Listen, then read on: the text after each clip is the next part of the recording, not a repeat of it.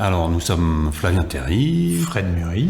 Et on travaille ensemble depuis 2010 parce qu'on s'est aperçu que nos pratiques pouvaient être assez complémentaires et nous amener à développer des projets qu'on n'aurait pas menés individuellement. C'est comme un croisement un petit peu en fait entre, alors d'un côté plutôt une formation, les arts déco, donc plus axée sur la matière et en même temps un intérêt particulier pour les phénomènes, pour la science. Et de mon côté, une formation scientifique, mais avec une ambition artistique qui a toujours été là et qui s'est développée en parallèle. À l'instant, on évoquait l'idée des phénomènes. Et donc, le premier d'entre eux dans les arts visuels, c'était évidemment la lumière. Pourquoi ne pas travailler directement sur la lumière elle-même et évidemment la perception, qui était particulier dans l'opportunité qu'on avait de travailler pour la préparation de cette exposition, c'était de pouvoir être accueilli réellement en résidence avec une vraie collaboration scientifique. Il y a eu donc une rencontre avec le chercheur qui a été vraiment très très stimulante et qui nous a amené à expérimenter énormément de pistes. Dans des champs différents, purement théoriques, mais aussi avec une vraie dimension perceptive. Et donc, on a vraiment conçu l'exposition comme un ensemble, comme une œuvre en soi, pour proposer aux visiteurs un parcours qui soit cohérent et qui l'amène de l'expérience scientifique vers une dimension vraiment imaginaire, poétique. C'est très intéressant les discussions qu'on a pu avoir qui ont mené notamment à la création du visuel qui est un peu le symbole de l'exposition, qui est cette sorte d'œil. En fait, c'est une figure mathématique qu'à un moment notre ami Julien a commencé à nous dessiner au marqueur sur le tableau blanc pour essayer de nous expliquer comment ça fonctionnait, la question des indices de réfraction à l'intérieur d'un cristal, etc. Et donc, il y a des rebonds qui se font comme ça entre la représentation dans un formalisme qui va rebondir chez nous sur des évocations, sur quelque chose de complètement différent et davantage un imaginaire. Les deux pièces intitulées « À la surface des ondes » et « Surface des indices » sont deux dispositifs optiques qui montrent une forme d'illusion d'un objet virtuel qui correspond à des concepts autour de la propagation des ondes lumineuses qui, dans un cas, nous ont évoqué l'idée d'un regard qui serait inclus, en fait, qui serait compris dans le phénomène qu'on essayait de définir. Et puis, dans l'autre cas, qui est l'idée de faire exister une entité qui est l'onde lumineuse sous la forme d'un déphasage de deux rayons, puisque dans les questions qui nous intéressaient autour de la polarisation, qui nous ont amené à choisir le titre de l'exposition, on a l'idée de la séparation à un moment du rayon lumineux sous la forme d'un rayon ordinaire et d'un rayon extraordinaire par le moyen d'un cristal. Alors il y a toute une histoire sur l'origine de la découverte du phénomène en observant la lumière se séparer justement à travers ce cristal, le spade d'Islande. Alors Dirk Brewster, c'est un hommage à ce grand physicien qui est un des contributeurs à la découverte du phénomène de polarisation de la lumière. Sir David Brewster est aussi l'inventeur du kaléidoscope. Donc il y avait l'envie de combiner dans une pièce un peu ces deux aspects, c'est-à-dire utiliser quelque chose qui est lié à la polarisation, puisque les teintes qu'on perçoit dans cet objet sont liées à un phénomène qui naît de la perception d'un cristal, une feuille de cristal de mica entre des filtres polarisants. La teinte qui est perçue dépend de l'endroit qu'on occupe dans l'espace. Quand on passe devant l'objet, en fait, ce qu'on voit se modifie et organisé dans une structure qui reprend le plan qui montre la symétrie en fait des réflexions à partir d'une simple cellule triangulaire et qui était dessinée sous cette forme dans son traité. Alors Divider, c'est une petite installation qui va nous montrer sur des pierres d'obsidienne qui ont été taillées à facettes comment la lumière blanche contient une infinité de nuances colorées et qui vont se révéler en fonction de notre point de vue dans l'espace. Selon comment on est positionné autour de l'objet, on va voir évoluer ces teintes et couvrir tout un spectre qui vont suivre les facettes taillées de ces objets.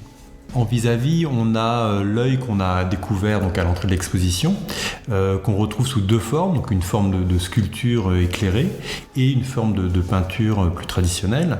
Donc cette forme, c'est toujours donc cet œil qui nous a été révélé suite à une discussion avec le chercheur pour modéliser le phénomène qu'on a déjà évoqué de séparation de la lumière en rayons ordinaire et extraordinaire. Et donc là, on a souhaité leur donner une forme plus matérielle, plus physique, donc à travers cette impression 3D qui évoque une sculpture en plâtre, qui fait référence aux objets d'enseignement scientifique qui étaient utilisés au début du siècle dernier.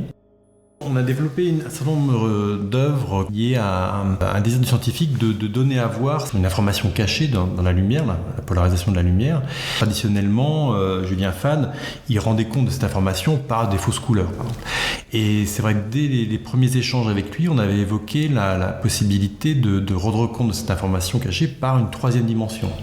Donc ces différentes pièces nous ont permis de créer un trouble entre la perception d'une image plane, d'une photographie, et la découverte d'un paysage qui est caché dans cette réalité captée par un appareil photo. Élévation électronique. Donc là, c'est une vidéo qui a été créée virtuellement et qui permet de découvrir une carte électronique qu'on a découverte dans les fonds des laboratoires de l'université où on était en résidence.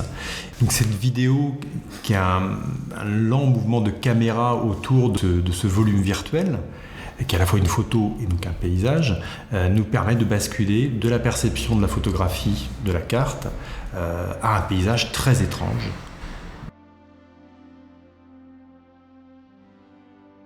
Tu contemples ton âme, c'est une installation dans laquelle on a un écran qui présente une lumière blanche immaculée qui se reflète dans une surface noire polie. L'ensemble nous donne à voir une image qui serait comme un cadrage centré sur l'horizon avec une moitié de ciel, une moitié d'océan qui est la partie qui se reflète dans cette table comme en profondeur. Quelque chose qui se développe en deçà de cette surface, qui ne nous est pas accessible physiquement, mais qui est perceptible, et qui est comme l'océan, cet univers tout proche et tellement insondable. C'est le résultat d'un travail qu'on a mené avec notre chercheur Julien Fade à partir d'une étude qu'on avait découverte qui semblait démontrer que les seiches possédaient une capacité étrange de communication par le moyen de cellules dans leur épiderme qui permettaient de coder en fait la lumière qu'elles réfléchissent pour émettre des signaux qui ne sont perceptibles que au sein de l'espèce. Nous ne les percevons pas. Il faut un équipement spécial pour pouvoir les percevoir. Et donc le laboratoire de Julien Fade fait l'acquisition d'une caméra spéciale avec laquelle on est allé filmer une seiche élevée en captivité à la station marine de Concarneau pour essayer de capter ce fameux signal. Et donc on a choisi de représenter une image extraite du film qu'on a pu faire qui nous montre un motif qui apparaît sur ces tentacules qu'on a représentés avec un fil doré qui a donc un aspect différent du reste du tissage et qui est donc un motif qui doit correspondre à une communication qui se fait entre les seiches. Même si on évolue dans un champ artistique qui est plutôt donc, lié à la science, art numérique, c'est vrai qu'on a le souci quand même de garder un lien avec une certaine histoire, relier le numérique avec une tradition du tissage qui nous semblait ici pertinente.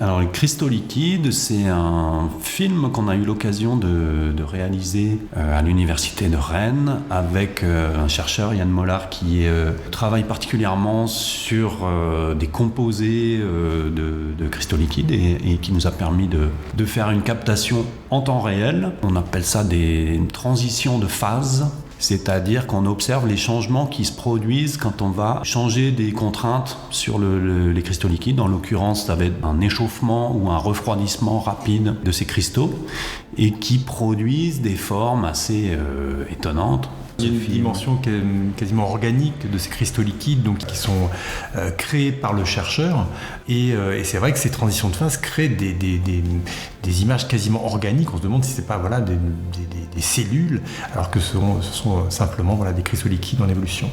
Et donc les cristaux liquides ils sont présents en différents endroits parce que tous les écrans qui nous entourent sont basés sur les cristaux liquides, donc sur la polarisation. On a cherché ici à détacher justement la dalle de l'écran, la dalle en cristaux liquides, pour donner à voir aussi cette vidéo quasiment sous la forme d'une diapositive qui est détachée de l'écran.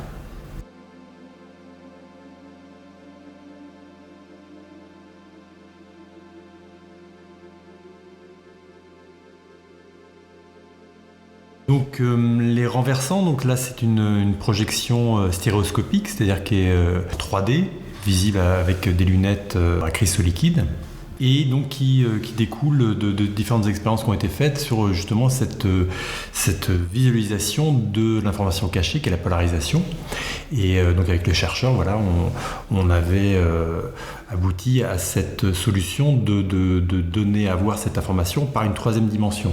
À partir d'une photo, on va faire pousser les pixels pour développer une sorte de paysage étrange qui est lié à l'image, mais qui n'est pas lié tout à fait au niveau de gris, par exemple, et donc qui crée une étrangeté dès qu'on va faire basculer l'image. Et on s'est intéressé notamment à des sujets particuliers, puisque ce sont des animaux principalement naturalisés, donc qui font partie d'une collection de l'université de Rennes, qui possiblement ont la capacité de percevoir la polarisation, mais bon, c'est pas forcément avéré, mais en tout cas on peut l'imaginer. Et donc c'est un lent basculement qui nous permet de troubler les repères entre la vision de la photographie et ce paysage qui va s'imposer comme une transformation de cette image. Ce basculement qui est le mouvement qu'on perçoit, c'est aussi le basculement dans la perception, c'est comment on passe de la lecture d'une image à la lecture d'un paysage, d'un monde qui se crée à partir de cette image. Paysage assez inquiétant au final, ces animaux qui sont assez magnifiques pour la plupart, mais leur basculement va créer une étrangeté qui est presque inquiétante. Dans le rapport avec la musique, il y avait une première expérience accompagnée de la musique que Thomas Pauly avait composée de manière tout à fait spontanée. Cette présentation publique m'a convaincu qu'il se passait vraiment quelque chose de très particulier dans le fait de diffuser ce type de musique pour visiter une exposition, comme une forme de ralentissement, comme si on se retrouvait immergé, concentré davantage peut-être sur la proposition, d'être dans une attention peut-être plus aiguë. Et on s'est dit qu'il fallait réitérer cette expérience, et donc à l'occasion du travail sur la création du rayon extraordinaire, on a d'emblée demandé à Thomas Pauly s'il pouvait concevoir une musique, et donc dans un format qui est celui d'un disque vinyle, c'est-à-dire d'emblée on sait que ce sera à 42 minutes